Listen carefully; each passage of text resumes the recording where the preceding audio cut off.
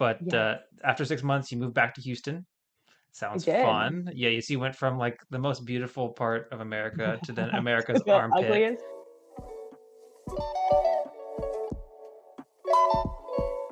Yeah, to America's armpit in Houston, but that's where you're from. Yeah, Yeah, that born and raised. explains even more why you went to Alaska whenever you took your break.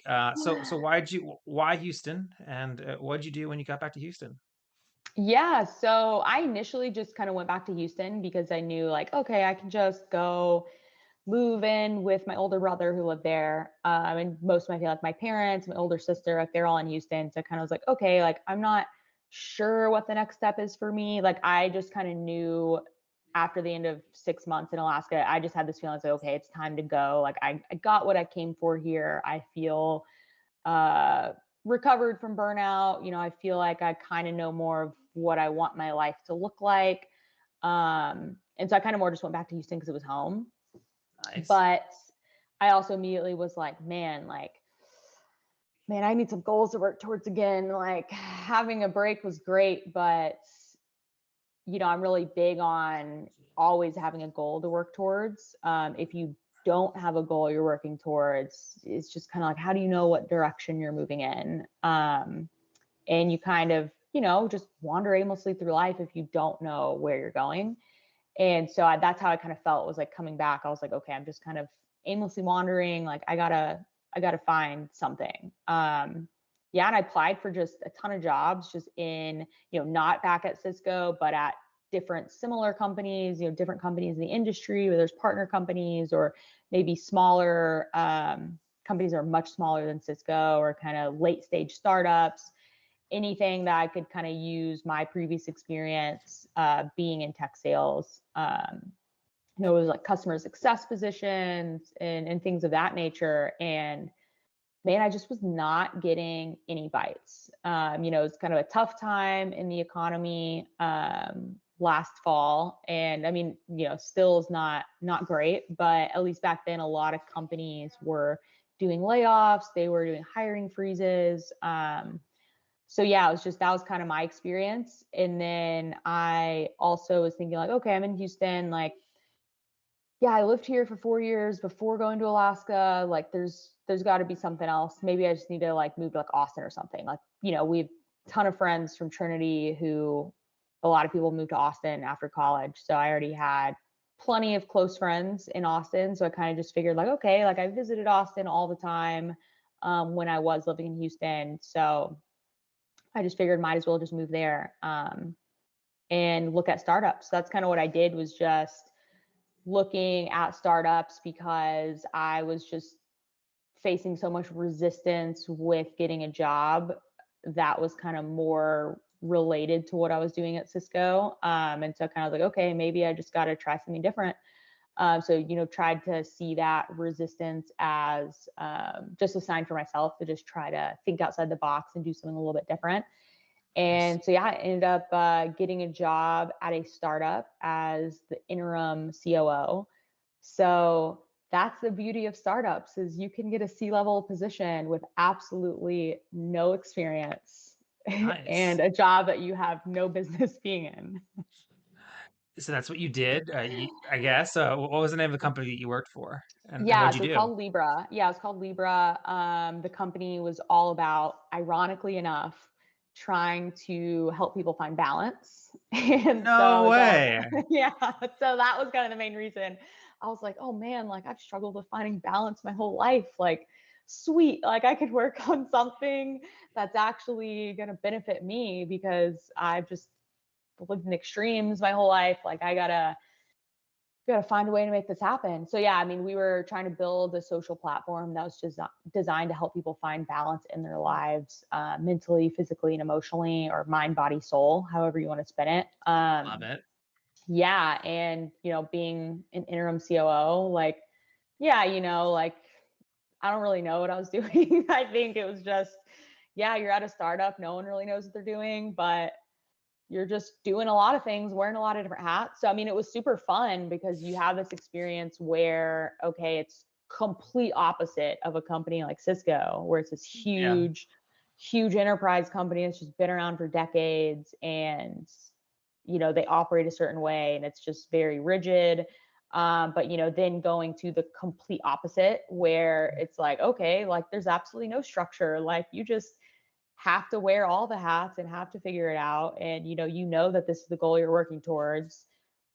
We just got to do a whole bunch of everything and try to see what gets us closer to that goal. So it was a great experience and I loved it. I just personally left after about 5 months. Yeah, I just did it till it didn't feel right anymore. There was no like major reason why I left or like nothing like happened. It was just, I kind of woke up one day and just had this like very compelling gut feeling that I just was like not supposed to do it anymore. Um, so in classic Mikaela fashion, I was just like, oh, it doesn't feel right anymore. Just let's just quit and figure it out. So yeah, then I had like another month off work. So that was cool. I got another little like mini sabbatical and I was like, oh, I get to be fun employed again, like so soon. But it was exciting. And yeah, I applied to a ton of jobs. And it was just so funny because I had the complete opposite experience that I'd had, 6 months prior when I was trying to apply for jobs and like literally couldn't get anything. It was like I was applying to jobs, I was calling friends I knew and asking them, like people in my network, being like, hey, like, any companies that are hiring right now, like, let me know. And then I just feel like I was just getting like flooded with interview requests and just randomly would have like old managers calling me being like, hey, I just moved to this other company. Like, do you want to come, be a sales rep here? So it was just crazy. Like had just tons of different um, opportunities. And I ended up deciding that, okay, like I think, I left this world of tech sales and IT sales and did all these other things for a bit, but like it was a good stable industry to be in. You can make good money once, especially if you have like several years under your belt in that industry. Like it's pretty hard to find a job not making six figures. Like it's almost impossible. So that's why I kind of saw it as like, okay, like sure, I can make like good money, but I don't want to be like so close to the customer where I have to like really manage the relationship because those jobs are always going to be significantly more demanding.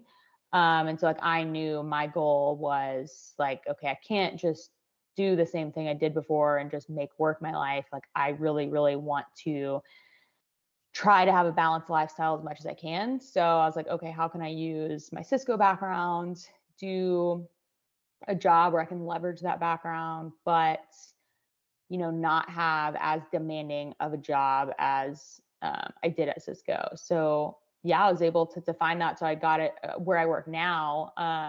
Is I work at SHI, and so they're a global reseller for a lot of major IT manufacturers in the world. So huge reseller for Cisco, Microsoft, Dell, and so a lot of those major IT players, they're a reseller Nice. for them. But like I'm just specifically a Cisco infrastructure specialist for that company. So I support the account executives who are the ones building the relationships and managing relationships with the clients. And then I work with a bunch of other Cisco specialists for, the services portfolio and for the software portfolio. And then I just cover essentially the hardware portfolio. So yeah, I mean, I'm pretty fortunate. Like I love working for them. It's a pretty chill gig compared to Cisco. I feel like, you're really able to achieve work-life balance in this role. And yeah, that was kind of the major selling point for me. What was how'd you get into this role? Did you just apply, or did this come from one of your connections? So this one actually was one that I just like applied for. So like I had interviewed with a couple different companies that just from other connections, and it Yeah. just like was fine, but like didn't really seem like the right fit. It also seemed like it was going to be like too much work, and so I kind of was like, okay, I don't want to spend my time working 24/7 again. And so this That's was one I fair. just looked on LinkedIn postings, and I was still living in Austin, and so I knew that this reseller was headquartered in Austin, or they had a huge office and presence in Austin. So I kind of was like, oh, yeah, sweet. Like their office is like 5 minutes down the corner from my house. Like might as well apply. And I, had heard of, like, knew about SHI when I was at Cisco, because they were a reseller and we had to sell to clients through resellers. So, Mhm. I was aware of a lot of different resellers in the space. And yeah, I just applied based on a LinkedIn posting. And luckily, they were like really trying to hire people quickly. So the timeline moved very fast, which usually doesn't happen. But yeah, I was able to interview, did a couple interviews, and then started working there in June. So just past 6 months. Wow, that's great. And it Yeah. sounds like it's a good place for you to be, and you're enjoying it and you like the company. So that's very exciting. Congratulations. Thank you. Yeah, I feel like my goal was just to get a job where I could leverage my background and make decent money, not have to kill myself working. Um, and so, reach that goal. But now I feel like, okay, I'm in the process of drafting and revising new goals to work towards. So I feel like I'm in a good spot now. It's exciting. Very cool. So you've gone on this crazy journey. I mean, not crazy. I'm not calling you crazy, please. I'm not. I'm not. But you've gone on a really cool journey. I mean, you've gone on the grind. You've gone and taken a break, and then you've found the balance. You've gone from one end of the spectrum to the other end of the spectrum, and then you found your way perfectly in the middle, or so we think right now, right? Thank you so So much Thanks. for what? watching this segment of the Engineering Success Podcast. If you liked it, make sure to check out the other videos down below that are recommended to you. And if you really like the podcast, make sure to subscribe right down there in the middle. We really appreciate it. It's free to you and helps us a lot out. And last but not least, the best way to help the show grow is to comment down below. So leave your comment if you have any thoughts about this segment. Thanks. I ain't chasing payments, still playing in the basement while I'm working on arrangements. They heard the kid in 50 countries, thank God that's amazing. But I'd rather thank Spotify, they put me on the station.